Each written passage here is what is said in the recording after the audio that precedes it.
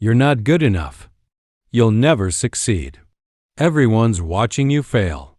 You should just give up. Right now, somewhere in your mind, there's a voice. It's been with you your whole life.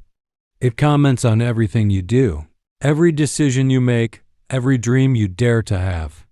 And for most of us, that voice is cruel.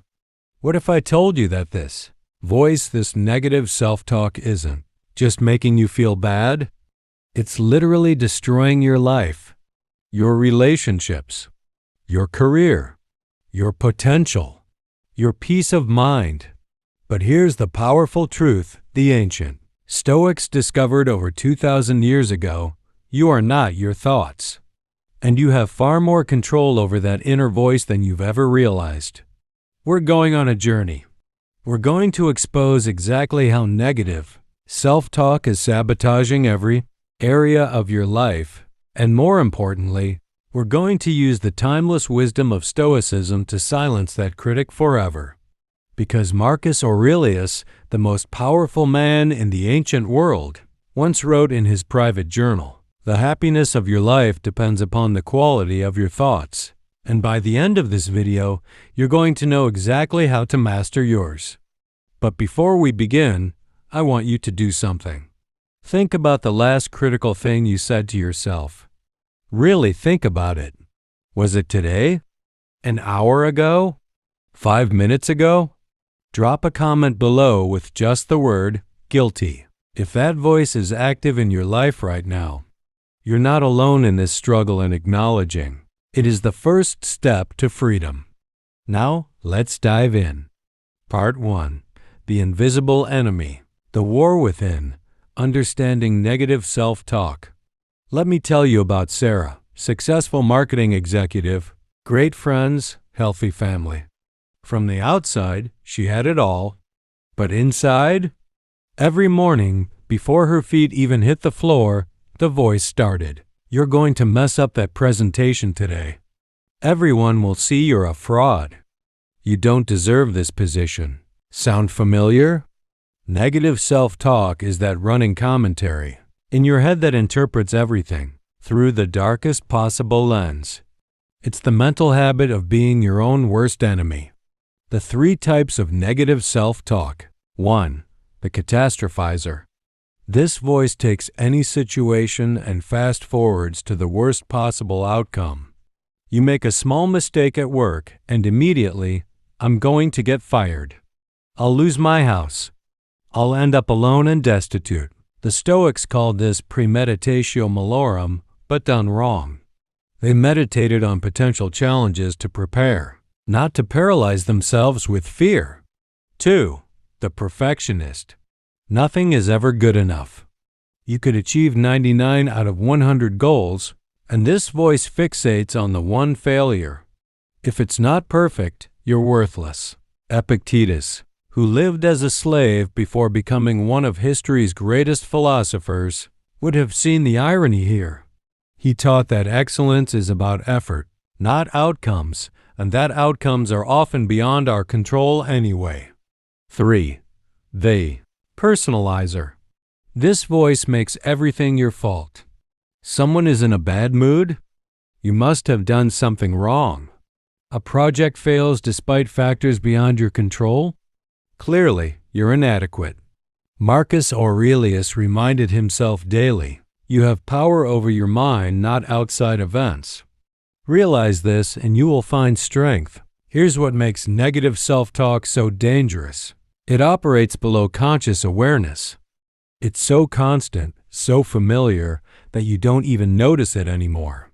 It's like living next to train tracks. Eventually, you stop hearing the trains. But they're still shaking your foundation. Neuroscience now confirms what the Stoics intuited. Your brain doesn't distinguish between external reality and internal narrative. When you repeatedly tell yourself, I'm a failure, your brain treats that as fact. It releases the same stress hormones, creates the same neural pathways, triggers the same emotional responses as if you actually were experiencing failure. You're literally programming yourself for defeat. Pause for a moment. When was the last time you spoke to yourself with the same kindness you'd show a good friend? If you can't remember, hit that like button to commit to changing that starting today. This video is about to show you how.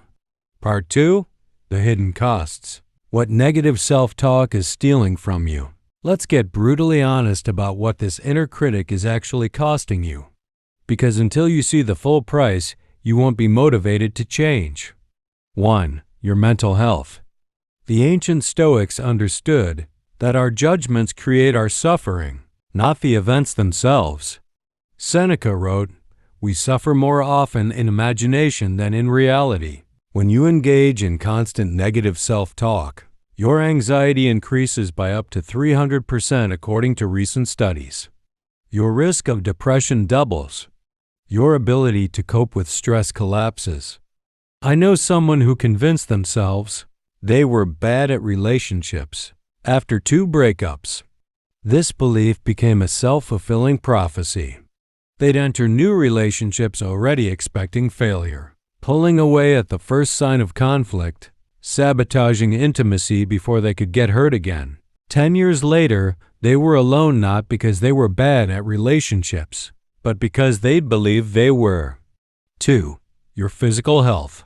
Here's something the Stoics didn't know but would have found fascinating. Chronic negative self-talk doesn't just hurt your mind, it destroys your body. It elevates cortisol levels, suppressing your immune system. It increases inflammation throughout your body. It raises blood pressure and heart disease risk. It disrupts sleep, which cascades into every other health issue. It can even accelerate aging at a cellular level. Your thoughts are chemistry. Every time you think I'm worthless, you're essentially taking a small dose of poison. Marcus Aurelius, despite ruling an empire, suffered from chronic health issues. But he wrote, "The impediment to action advances action. What stands in the way becomes the way." Didn't let physical suffering create mental suffering through negative interpretation. 3. Your relationships. This one's insidious. Negative self-talk doesn't just hurt you, it poisons your connections with others. When you believe you're not good enough, you become defensive at the slightest criticism. You read rejection into neutral interactions. You push people away before they can discover the truth about you. You settle for poor treatment because you think it's all you deserve.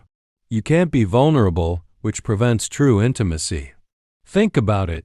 How can you truly connect with another person when you're constantly monitoring yourself, judging yourself, hiding yourself? Epictetus taught, if you wish to be loved, love, but you can't authentically love others while you're at war with yourself. 4. Your career and success. Here's where the Stoics really shine. They understood that success isn't just about skill or opportunity. It's about mindset. Negative self-talk kills your career through imposter syndrome. You convince yourself your accomplishments are luck, and any moment everyone will realize you're a fraud. So you don't apply for promotions, don't negotiate salary, don't take credit for your work. Paralysis by analysis. You overthink every decision because that voice says, what if you're wrong? What if you fail? So you make no decision and opportunities pass you by. Confirmation bias. Your brain actively searches for evidence to support your negative beliefs. One person frowns during your presentation, and you fixate on that instead of the 20 people who were nodding enthusiastically. I once coached a brilliant software engineer who'd been in the same position for 8 years, not because he wasn't talented, but because his inner voice told him he wasn't ready for leadership. Meanwhile, less skilled colleagues with more self-belief moved ahead of him. His skills weren't the problem. His self-talk was. 5. Your dreams. This is the cruelest cost of all. That business you wanted to start? The book you wanted to write? The art you wanted to create? The trip you wanted to take? The person you wanted to become? Negative self-talk doesn't just delay these dreams, It murders them in their infancy. You're not creative enough. Other people are already doing it better. You don't have what it takes. You're too old, too young, too inexperienced, too unknown, and so you never start. You die with your music still in you, as Oliver Wendell Holmes put it. The Stoics called this the greatest tragedy, not living up to your potential. Not because the world stopped you, but because you stopped yourself. Marcus Aurelius wrote, "Our life is what our thoughts make it." He was the emperor of Rome, but he still had to fight this same battle in his own mind. If you're feeling this right now, if you're recognizing the dreams you've let that voice steal from you, I want you to know something. It's not too late. The Stoics teach that every moment is a new beginning. Every breath is a chance to choose different thoughts. If you're ready to reclaim those dreams, subscribe to this channel and hit the bell. We're building a community of people who refuse to let their inner critic write their life story. You belong here. Part 3. The Stoic Perspective. Ancient wisdom for a modern problem. Now here's where it gets interesting. Because the Stoics living 2,000 years ago without therapy, neuroscience, or self-help books figured something out that most people today still haven't learned. You are not your thoughts. Let me say that again, because it's revolutionary. You are not your thoughts. You are the observer of your thoughts, the witness, the chooser of which thoughts to engage with and which to let pass by. The Stoic trichotomy of control. The foundation of Stoic philosophy rests on one critical distinction taught by all three great Stoics, Epictetus, Seneca, and Marcus Aurelius: things within your control, your judgments, your responses, your values, your effort, your character. Things outside your control, other people's opinions, outcomes of your actions, the past, external circumstances. What happens to you? Epictetus, who knew suffering intimately as a former slave, opened his teachings with this: some things are up to us and some are not. Our opinions are up to us, and our impulses, desires, aversions, in short, whatever is our own doing. Here's how this applies to negative self-talk. When your inner voice says, "Everyone thinks I'm stupid after that presentation," that's outside your control. You cannot control what others think. Spending energy worrying about it is what the Stoics would call voluntary suffering, but your judgment about that presentation?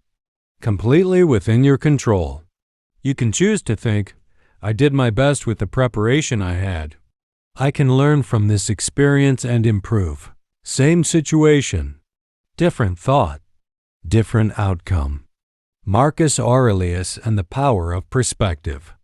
Marcus Aurelius was arguably the most powerful man in the ancient world. He could have anyone executed with a word. He had unlimited wealth. But in his private journal, never meant for publication, he's constantly coaching himself through negative thoughts.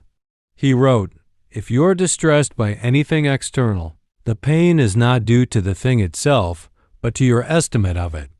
And this you have the power to revoke at any moment." Think about that.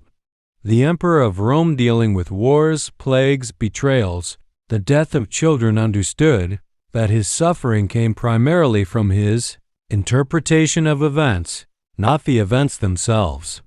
He practiced what's now called cognitive reframing every day. When faced with difficult people, when you wake up in the morning, tell yourself, "The people I deal with today will be meddling, ungrateful, arrogant, dishonest, jealous, and surly. They are like this because they can't tell good from evil." But here's the key: he didn't stop there. He continued, "But I have seen the beauty of good and the ugliness of evil, and have recognized that the wrongdoer has a nature related to my own, and so none of them can hurt me." He's literally talking himself out of negative reactivity in real time. He's choosing his interpretation. Seneca on preparation versus worry. Seneca, advisor to emperors and one of Rome's wealthiest men, had everything to lose. And he did lose it. Multiple exiles, eventually ordered to commit suicide by Nero.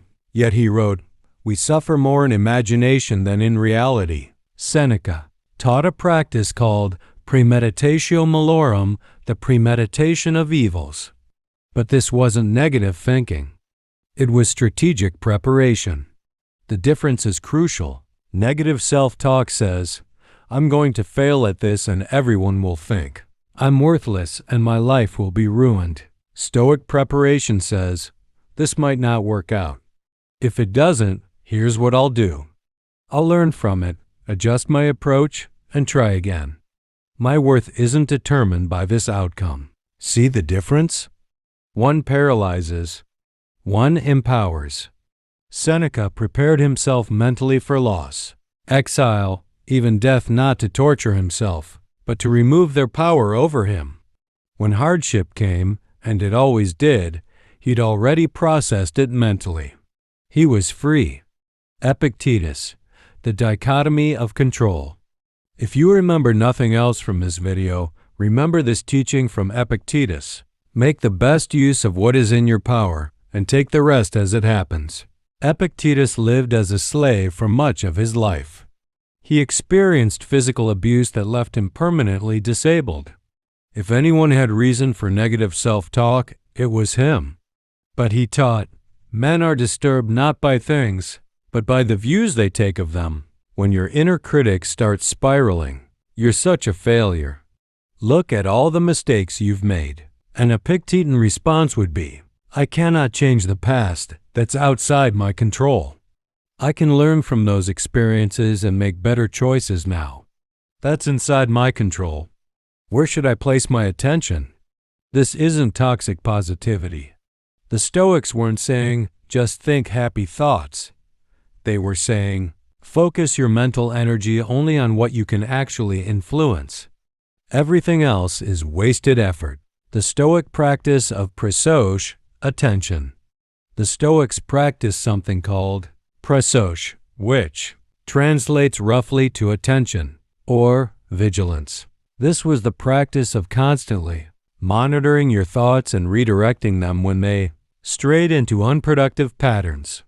Marcus Aurelius wrote in his Meditations, such as are your habitual thoughts, such also will be the character of your mind. For the soul is dyed by the thoughts. He understood that your repeated thoughts literally become your character. You become what you think about. So the Stoics trained themselves to catch negative thoughts early and redirect them. Negative thought, I always mess everything up. Stoic redirect. Is this thought true? What evidence do I have? Am I judging myself by standards I wouldn't apply to others? What would be a more accurate, more helpful way to view this situation? This isn't self-delusion. It's intellectual honesty. Most negative self-talk is wildly distorted. The Stoics were simply committed to seeing reality clearly, not through the dark lens of unfair self-judgment. Comment below. What's one Stoic principle that resonates with you most? The dichotomy of control? The power of perspective? Knowing you're not alone in this practice strengthens all of us. Part 4. The Neuroscience Connection. Why the Stoics were right. Modern science confirms ancient wisdom. Here's what's fascinating. The Stoics were working on intuition and careful observation. They didn't have MRI machines or understand neurotransmitters. But modern neuroscience has proven that their methods actually rewire your brain. Neuroplasticity. Your brain can change. For most of human history, we thought you were stuck with the brain you had. If you were an anxious person, well, that's just how you were wired. Then came the discovery of neuroplasticity, the brain's ability to form new neural connections throughout life. Here's the science. Every thought you think, every pattern you repeat, strengthens specific neural pathways in your brain. Think of it like walking through a forest. The first time you're pushing through underbrush, it's difficult. But walk the same path repeatedly, and eventually you've got a clear trail. Your brain works the same way. When you repeatedly think, I'm not good enough, You're literally carving that pathway deeper into your brain. It becomes your default highway of thought. But and this is crucial, you can build new pathways. The Stoic practice of catching and redirecting thoughts? That's literally rewiring your brain. The reticular activating system, RAS. Your brain has a filter called the reticular activating system. Its job is to determine what information gets your conscious attention. Here's the wild part. Your RAS is programmed by your dominant thoughts and beliefs. If you constantly think, unlucky, or nothing works out for me, your RAS starts filtering your reality to prove that belief true. You literally stop noticing opportunities and positive evidence because your brain has decided they're not relevant. This is what Marcus Aurelius intuited when he wrote, "The soul becomes dyed with the color of its thoughts." But when you practice Stoic attention, when you deliberately choose more rational, more balanced thoughts, you reprogram your RAS. You start noticing opportunities. You start recognizing your wins. Reality doesn't change, but your perception of it does. And perception is reality. The default mode network. Scientists have discovered something called the default mode network, the parts of your brain that activate when you're not focused on anything specific. For many people, the DMN becomes a rumination machine. When they're not actively thinking about something, their brain defaults to worry, self-criticism, and replay of past mistakes. This is negative self-talk on autopilot.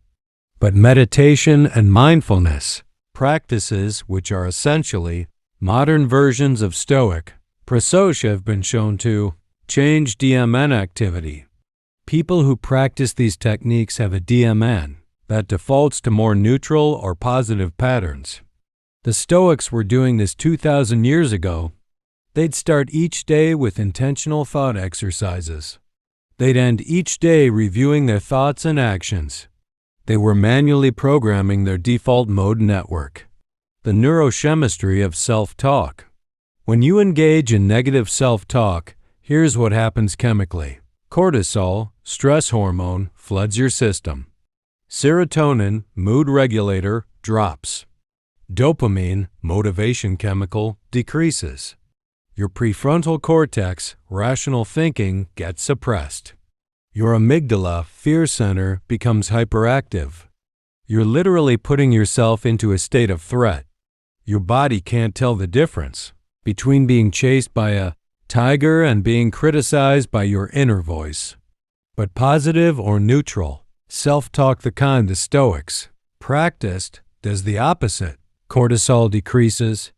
Serotonin and dopamine increase. Your prefrontal cortex stays active. Your amygdala calms down. You're creating the biochemical conditions for resilience, creativity, and well-being. Seneca wrote, "A gem cannot be polished without friction, nor a man perfected without trials." He understood that difficulty was inevitable, but suffering was optional, based on how you talk to yourself about those difficulties. The placebo effect of self-talk. Research on the placebo effect has shown something remarkable. What you believe about yourself and your capabilities has measurable physical effects. Studies have shown athletes who use positive self-talk perform measurably better. Patients who believe their treatment will work have better outcomes. People who view stress as enhancing rather than debilitating show improved cardiovascular responses. Your self-talk is a placebo you're administering to yourself constantly. The question is, are you giving yourself the placebo of "I can handle this" or the nocebo of "I'm going to fail"? The Stoics would have called this assent. You choose which thoughts to agree with and internalize. Marcus Aurelius, very little is needed to make a happy life.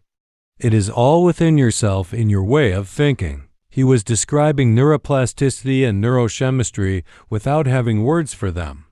If this scientific validation of Stoic wisdom is blowing your mind, smash that like button. We're just getting to the practical tools you can use starting today. Part 5. The Stoic Toolkit. Practical techniques to silence your inner critic. All right, you understand the problem. You understand the philosophy. You understand the science. Now let's get to what you actually do about it. These are the specific techniques the Stoics used adapted for your modern life. Technique 1. Morning Premeditatio, the Stoic morning practice. Marcus Aurelius started every day preparing his mind. You should too. The practice. Spend 5 to 10 minutes each morning doing this. Step 1. Set your intention. Today I will pay attention to my thoughts. When negative self-talk arises, I will notice it without judgment and choose a more rational perspective. Step 2. Anticipate challenges. What might be difficult today? How might my inner critic respond? How will I respond to that critic? For example, I have a difficult meeting today. My inner critic might say they'll think you're incompetent. When that happens, I'll remind myself, I'm prepared. I've done this successfully before. And even if it doesn't go perfectly, one meeting doesn't define my worth. Step 3. Remember your values. What kind of person do you want to be today? Not what you want to achieve, who you want to be. Courageous? Honest? Kind? Patient? This is your North Star. When negative self-talk pulls you off course, your values pull you back. Marcus wrote this down every day because he knew he'd forget. You will too. That's why you practice. Technique 2. The view from above, cosmic perspective. This was a favorite Stoic technique. Marcus Aurelius used it constantly. The practice. When you're caught in negative self-talk, mentally zoom out. Level 1. The room. Look at yourself in this moment from across the room. A person having a thought. Just one thought in a day of thousands. Level 2. The city. Imagine looking down at your city from a plane. Millions of people, each having their own thoughts, their own struggles. Your negative thought is just one of billions happening right now. Level 3. The planet. Picture Earth from space. That embarrassing moment you keep replaying? Completely invisible from here. That failure you're beating yourself up over doesn't even register. Level 4. Time. Marcus Aurelius reminded himself constantly that he'd be forgotten. Not in a depressing way, in a liberating way. In 100 years, no one will remember that presentation you're worried about. So why give it power over your peace today? This isn't about making your life meaningless. It's about right-sizing your perspective. Your negative self-talk is taking something small and making it enormous. This technique returns it to its actual size. Technique 3. The third-person perspective. This technique is ancient but has been validated by modern psychology. The practice. When negative self-talk arises, shift from first person to third person. Instead of, I'm such an idiot. I always mess things up. Try, your name made a mistake. That's a normal part of being human. Your name can learn from this and do better next time. Sounds simple, right? But research shows this creates psychological distance that allows your rational brain to engage instead of your emotional brain spiraling. Marcus Aurelius wrote in third person constantly. Marcus, you're getting worked up about this. Is it really worth it? Seneca would write letters advising Seneca on his problems as if advising a friend. Why does this work? Because you're naturally more compassionate to others than to yourself. By speaking to yourself as if you're someone else, you access that compassion. Technique 4. The dichotomy of control checklist. Epictetus would have you run every negative thought through this filter. The practice. When negative self-talk appears, ask, Question 1. Is this thought about something I can control? If nitrogen monoxide gives, then worrying about it is choosing to suffer voluntarily. I release it. If YES gives, move to question 2. Question 2. What specific action can I take right now? If there's an action gives, take it. Then release the worry. If there's no action right now gives, I'll address this when the time comes. For now, I focus on what's in front of me. Example, your inner critic says, I'm going to get fired. Q1. Can you control your boss's decision? No. Can you control your effort and quality of work? Yes. Q2. What action can you take right now? Do excellent work. Communicate proactively. Build your skills. Then release the worry about the outcome. This checklist short-circuits rumination. Most negative self-talk is about things outside your control. This technique helps you identify that immediately and redirect your energy. Technique 5. Evening Review, the Stoic Audit. Seneca practiced this religiously. Every night, he'd review his day. The practice. Spend 5 to 10 minutes before bed. Step 1. Non-judgmental review. When did negative self-talk appear today? What triggered it? Don't beat yourself up about this. You're just gathering data. Step 2. Pattern recognition. Is there a pattern? Do certain situations consistently trigger my inner critic? Maybe it's after social interactions. Maybe it's when you make mistakes. Maybe it's when you compare yourself to others. Step 3. Strategic planning. What will I do differently tomorrow when this situation arises again? Seneca wrote, we should every night call ourselves to account. What infirmity have I mastered today?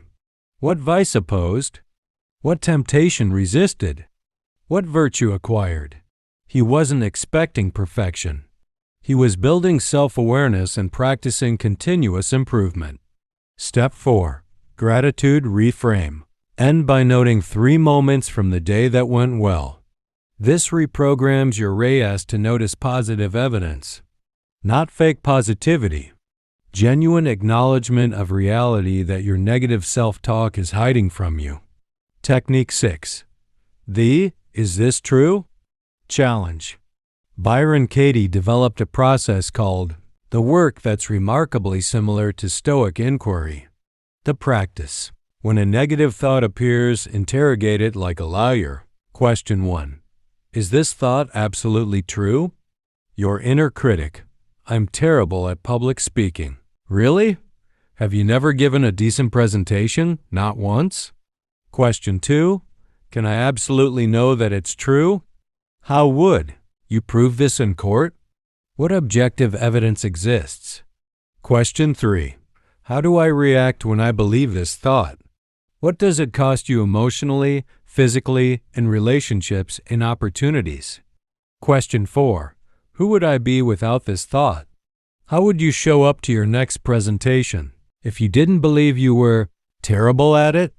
Question 5. What's a more accurate thought I could choose? I'm still developing my public speaking skills. Some presentations go better than others. I can improve with practice. The Stoics were doing this same process.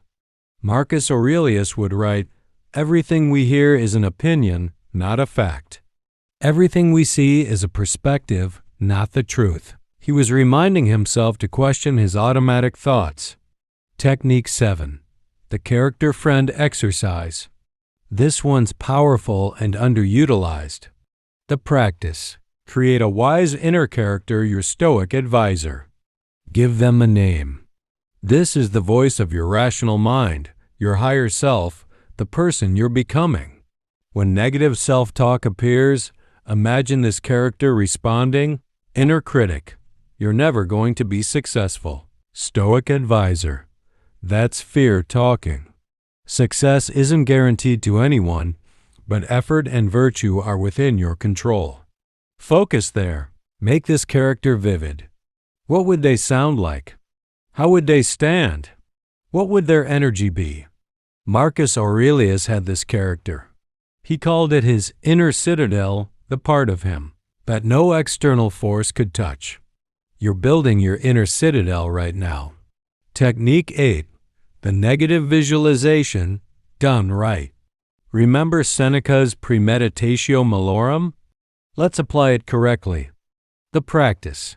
Weekly exercise, not daily. This isn't meant to create anxiety. Spend 10 minutes imagining a feared outcome.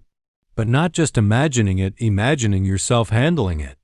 Example: fear. What if I lose my job? Negative visualization. If I lost my job, I would feel scared at first. That's normal. I would update my resume and reach out to my network. I would apply to new positions and perhaps explore careers I've been curious about. I've overcome setbacks before. I would overcome this too. My worth isn't determined by my employment status. See the difference? You're not catastrophizing. You're building confidence in your ability to cope. Seneca wrote, "He who has anticipated the coming of troubles takes away their power. When they arrive, you're removing the power of your negative self-talk by proving to yourself that even the worst case scenario is manageable." Technique 9. The Stoic Mantras. The Stoics used short, memorizable phrases they'd repeat when needed. Create your own or use these classics. From Marcus Aurelius, "The impediment to action advances action. What stands in the way becomes the way." You have power over your mind, not outside events. Confine yourself to the present. From Epictetus, "It's not what happens to you, but how you react to it that matters." Make the best use of what is in your power. First say to yourself what you would be, and then do what you have to do. From Seneca, "We suffer more in imagination than in reality." Wherever there is a human being, there is an opportunity for kindness. When your inner critic starts, interrupt it with your mantra. This isn't magical thinking. It's pattern interruption. You're literally stopping the negative thought loop and replacing it with a rational reminder. Technique 10. The Self-Compassion Practice. Here's what the Stoics understood that modern self-help sometimes misses. Being hard on yourself doesn't make you better. It makes you smaller. The practice. When you catch yourself in harsh self-talk, place your hand on your heart, yes, physically, and say, "This is a moment of suffering. Suffering is part of being human. May I be kind to myself in this moment?" Then ask, "What do I need right now?" Maybe you need to take a break. Maybe you need to talk to someone. Maybe you just need to acknowledge that you're doing your best. Marcus Aurelius, the most powerful man in the world, wrote, "Be tolerant with others and strict with yourself." But notice, he didn't say be cruel to yourself. He said strict, holding yourself to high standards, while still treating yourself with respect. There's a difference between the inner critic that tears you down and the inner coach that builds you up. The Stoics were cultivating the coach. Which technique are you going to try first? Drop a comment and commit to it. When you publicly commit, you're 65% more likely to follow through. Let's build accountability together. Part 6. The Path Forward. From Philosophy to Practice, your 30-day challenge. We've covered a lot in the last hour. Your head might be spinning. That's okay. The Stoics didn't master these techniques overnight, and neither will you. But here's what I want you to understand. You don't need to be perfect. You just need to be committed. The 30-day Stoic Self-Talk Reset. Here's your roadmap for the next month. Week 1. Awareness. Your only job this week is to notice. When does negative self-talk appear? What triggers it? What does it say? Use your evening review every night. Just observe. No judgment. Seneca, "We cannot control the evil tongues of others, but a good life enables us to disregard them." First, disregard your own evil tongue by understanding it. Week 2. Interruption. This week, when you catch negative self-talk, just interrupt it. You don't need the perfect response yet. Just stop, "That's not helpful." Or, "I see you, inner critic." Not today. You're building the muscle of conscious choice. Week 3. Replacement. Now you're ready to replace negative thoughts with more rational ones. Use the techniques we covered. The third-person perspective. The dichotomy of control. The truth challenge: you won't be perfect. That's not the goal. The goal is progress. Week 4. Integration. By now, you've practiced morning premeditatio, evening review, various thought-catching techniques. This week, refine your practice. Which techniques work best for you? Double down on those. Create your personal Stoic toolkit. You're becoming your own philosopher. What to expect. Days 1 to 5. You'll be enthusiastic. You'll catch some negative thoughts. It'll feel empowering. Days 6 to 15. You'll get discouraged. You'll forget to practice. Your inner critic will say, "See? You can't even do this right." That voice is exactly what you're here to overcome. Keep going. Days 16 to 25. Things start to click. You'll catch negative thoughts more quickly. Your responses will feel more natural. Days 26 to 30. You'll have moments where you realize hours have passed without harsh self-talk. This is what peace feels like. After 30 days, this isn't over. It's just beginning. The Stoics practice this their entire lives. But you'll have built the foundation. The deeper truth: here's what the Stoics ultimately discovered, and what I hope you'll discover too. Your negative self-talk isn't the problem. It's a symptom. The real issue is that somewhere along the way, you learned to be your own enemy instead of your own friend. Maybe it was parents who criticized more than they praised. Maybe it was a culture that equates productivity with worth. Maybe it was failures that you internalized as identity instead of events. But here's the liberating truth. Just because you learned, it doesn't mean you're stuck with it. Marcus Aurelius inherited an empire in crisis. He could have been bitter, harsh, paranoid. Instead, he became one of history's wisest philosophers by consciously choosing his thoughts daily. Epictetus was born into slavery and lived with physical disability. He could have been consumed by resentment. Instead, he became one of history's greatest teachers of freedom by recognizing that the only true slavery was slavery to your own negative thoughts. Seneca was one of the wealthiest men in Rome and lost it all multiple times. He could have equated his worth with his fortune. Instead, he found peace by understanding that his character was the only wealth that mattered. You are not your thoughts. You are not your circumstances. You are the power that chooses how to respond to both. Your legacy. Every day that you choose to challenge negative self-talk, you're not just helping yourself. You're changing what you'll model for others. Your children will see how you speak to yourself and learn how to speak to themselves. Your friends will witness your resilience and find courage for their own battles. Your colleagues will observe your self-compassion and permission themselves to do the same. The work you do to silence your inner critic echoes outward in ways you'll never fully see. Marcus Aurelius wrote, "Waste no more time arguing about what a good person should be.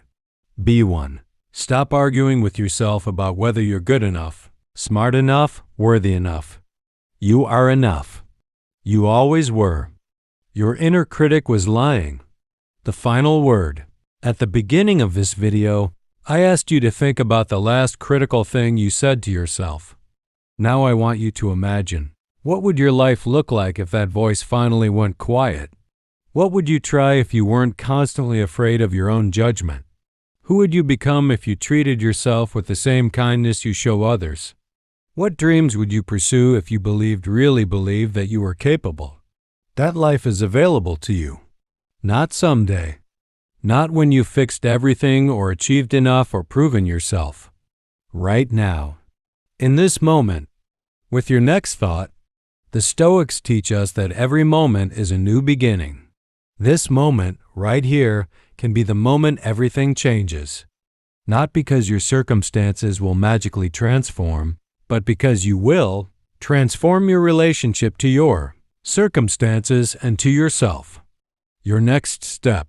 If this video has helped you see your negative self-talk clearly for the first time, Hit that subscribe button. We're building a community of modern Stoics who refuse to be defeated by their own minds. Next, I want you to do 3 things. 1. Download the free 30-day Stoic self-talk reset checklist in the description. Print it. Put it where you'll see it daily. 2. Comment below with 1 negative thought you're committing to, challenging this week. When you make it public, you strengthen your resolve. 3. Share this video with someone who needs it. You know, someone who's at war with themselves. Be the friend who shows them there's another way. Remember, you have power over your mind, not outside events. Realize this, and you will find strength. The ancient Stoics discovered this truth 2,000 years ago. Modern neuroscience has confirmed it. Now it's your turn to live it. Your inner critic has had control long enough.